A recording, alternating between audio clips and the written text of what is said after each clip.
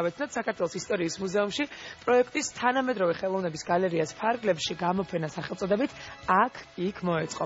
პროექტი მიზნად ისახავს თანამედროვე ხელოვნების მხარდაჭერასა და განვითარებას.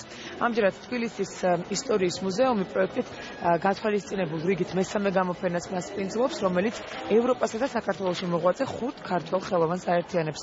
გამოფენა 27 ოქტომბრამდე გაგრძელდება.